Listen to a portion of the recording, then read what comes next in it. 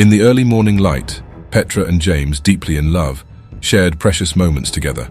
Responsible Petra hurriedly readied herself for classes, while James, their fellow classmate, lagged behind, often arriving late. Today marked their final philosophy class before college's end, and they had no inkling of the peculiar and thought-provoking exercise their professor, Zimit, had prepared for them. Zimit harbored reservations about James, and he initially barred him from entering the classroom. Despite the tension, James persuaded him to relent, found his seat, and the lesson commenced. Professor Zimit initiated the class by asking students to recollect their favorite thought experiments. Chips shared the experiment, involving a monkey and an infinite typewriter, where, theoretically, the monkey would eventually produce Hamlet's text. Jack recalled the moral dilemma of diverting a tram to harm only one person, rather than 5, a scenario that troubled Petra. But these experiments were mere prelude to what lay ahead. The students moved on to discuss an experiment where a person, teetering on the edge of a tall tower, called for help from friends who feared helping and falling themselves. The person miraculously survived the fall, but lost trust in their friends. The question arose, was it worth testing friends and potentially losing them, or was ignorance sometimes preferable? Professor Zimit introduced another experiment, one in which they would all actively participate, offering a glimpse into their characters and readiness for the future. This time, the scenario centered around an impending atomic apocalypse. In this grim scenario, a group of 21 individuals, including a professor, Zimit himself, faced the challenge of surviving in a bunker for a year. However, the bunker had the capacity to accommodate only 10 people, and oxygen supplies were limited.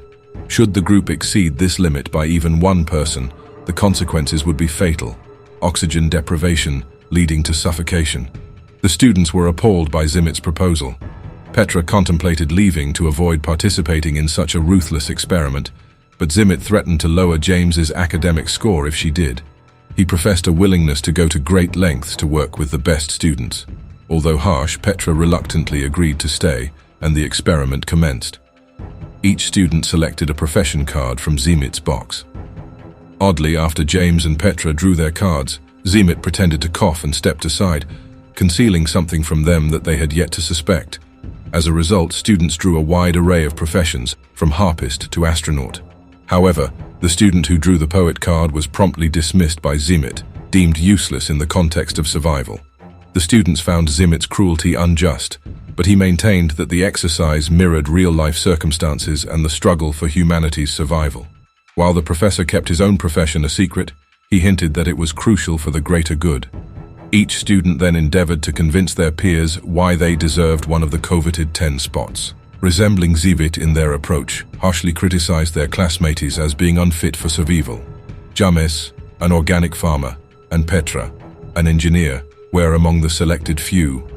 Ultimately, only those possessing practical survival skills, a builder, an electrician, a psychotherapist, and others, secured their places in the bunker. The students also agreed to include Zimit, but they excluded the opera singer. With just 5 minutes remaining before descending into the bunker, the students were startled by a series of gunshots. It was Zimit, ruthlessly eliminating those who hadn't secured a spot in the shelter. Petra was horrified by this brutality and adamantly refused to have Zimit in the bunker with them. As a group, they sealed the bunker's door, leaving the professor outside, at the mercy of the impending radiation.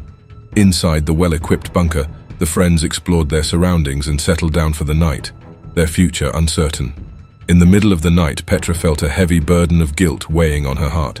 She couldn't sleep knowing that their professor, Zimit, was suffering from radiation poisoning. With all the strength he had left, Zimit managed to show her a note, revealing that he alone knew the exit code for the bunker. As Zimit's life faded away, Petra realized that their hope of leaving the bunker rested on that piece of paper. Petra gathered the entire group at the bunker's door, but Zimit's last breath left them in uncertainty. Some of the group members doubted the existence of the exit code, suspecting Zimit might have been bluffing. They couldn't confirm this until a year passed, and that year was far from happy for the group. They suspected that Zimit held the key to their freedom, and the uncertainty weighed heavily on them. After a year had come and gone, the group decided to try leaving the bunker, only to discover that the code was indeed necessary. They tried every possible way to open the door, but it remained sealed shut. Their lingering resentment toward Zimit had turned the bunker into their prison.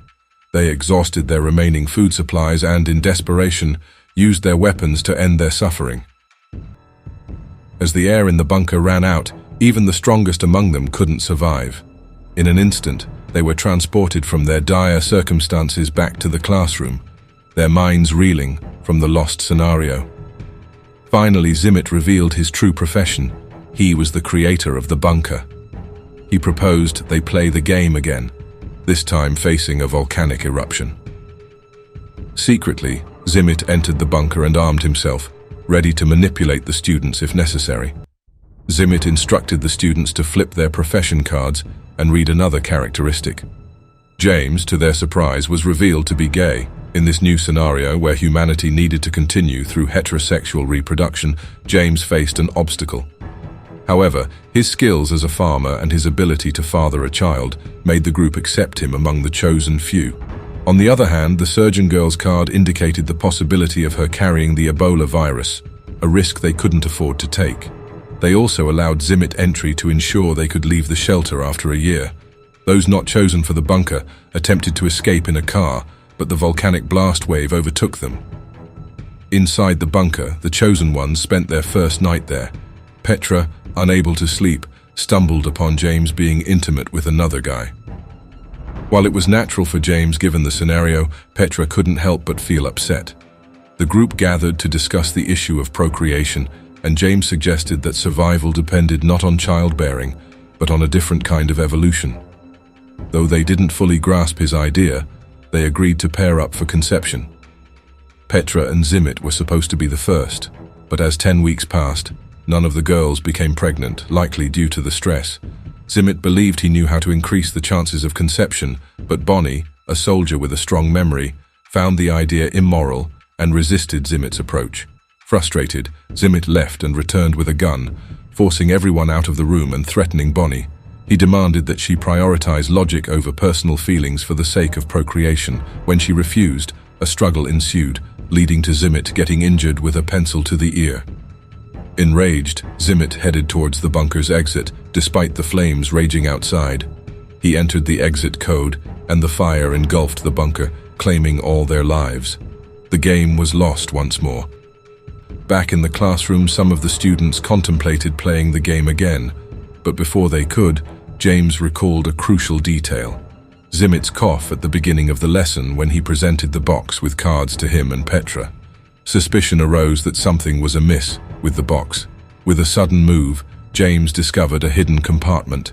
It turned out that Zimit had manipulated the cards, ensuring that James and Petra drew specific ones from the start. The students remained puzzled by Zimit's manipulation of the cards. James had a strong suspicion that Zimit was trying to humiliate him. To unravel the professor's motives, James requested a seemingly useless profession for survival. In this new round, he would become a florist, a choice that left him uncertain about his fate. Now, the scenario placed the bunker on an uninhabited tropical island. Upon arrival, Zimit hastily made his way to the bunker to secure weapons, then casually relaxed on the pier. Petra, sensing Zimit's internal conflict, joined him and offered a supportive hug. She understood that Zimit was grappling with his own struggles, which explained his aggressive behavior. Despite this, Petra stood firm and proposed changing the game's rules, giving her the authority to select who would enter the bunker. She promised fairness in her decisions, and Zimit reluctantly agreed, recognizing that he had no other option. Under Petra's decision, the chosen group included a wine auctioneer with crates of wine, a fashionable designer for boosting self-esteem and aiding in rebuilding civilization, a poet, an autistic harpist, a doctor suspected of carrying Ebola, a singer with throat cancer, a gay couple, a pair of good-hearted individuals, an ice cream vendor, and James the florist. Zimit was puzzled by Petra's choices and criticized them, claiming that everyone in the bunker was useless. In his desperation, he tried to force the group out of the shelter, brandishing a weapon. However, Petra had earlier stolen the gun from him during a hug, leaving him powerless. Furthermore, Bonnie, with her remarkable memory, had memorized the exit code during the previous exit from the bunker and shared it with the group without manipulation. Zimit had lost all control over the students, and they no longer needed him. As a parting gesture, Petra handed him the gun with 2 bullets, sparing him from prolonged suffering. Zimit left the bunker, leaving Petra with the decision of who would claim the final spot. She chose a guy who was sterile, but Chips, one of the group members, pushed her aside and took her place. Those left outside boarded a boat and sailed in search of salvation, while the chosen ones spent a blissful year inside the bunker. They played cards, savored fine wine, performed Shakespeare plays, listened to poetry, danced and shared love, not out of necessity but sheer happiness. They even managed to obtain a harp for the autistic harpist, who, along with the opera singer, enriched their lives with beautiful performances. Each night they prayed, giving thanks for their salvation and asking for the safety of those still outside. After a year, when they finally exited the bunker, they made an astonishing discovery. However, Zimit believed that their survival prospects were bleak. He argued that they couldn't return to the mainland, build homes, cultivate crops, or carry out the necessary tasks for sustained life. Petra, however, disagreed. She believed that their island life, although brief, had been a source of happiness. When the time came to face the end, a nuclear missile landed on the island but did not detonate. James, prepared to activate it, faced opposition from the group, who were willing to sacrifice themselves for him. Zimit, holding the last bullet in his gun, threatened James, but the group shielded their friend. Eventually, Zimit lowered the weapon and James activated the warhead, causing the island to disappear, along with its inhabitants. Surprisingly, Chips turned out to be the smartest among them all. He had given up his spot in the bunker to Petra at the last moment and, along with 6 girls, had found another uninhabited, radiation-free island. His life had transformed into paradise, and even though the rules labeled him as sterile, he remained hopeful, believing in the possibility of success. The group, except for Zimit, held Chips in high regard. The last philosophy lesson concluded, and the students turned in their textbooks, leaving the classroom. Petra remained behind, confronting Zimit about the cruel game and his harsh treatment of James. It was then revealed that Petra and Zimit had been in a relationship before breaking up. Zimit couldn't let go of Petra, and jealousy had clouded his judgment regarding her new boyfriend, whom he deemed unworthy. After a painful conversation, Petra and Zimit attempted to accept each other's choices. In a bittersweet farewell, Petra kissed Zimit before leaving for a university in another country. Left alone, Zimit went to his office, where he found a hidden pistol in his desk drawer. He contemplated it for a moment, and then a shot rang out. At the last instant, he remembered Petra's face. Much like the earlier scenarios proposed by Zimit in the film, could one sacrifice emotions and humanity for the sake of survival? Let us know in the comments below. Thanks for watching. Until next time, this is Flick Spoilers, signing off.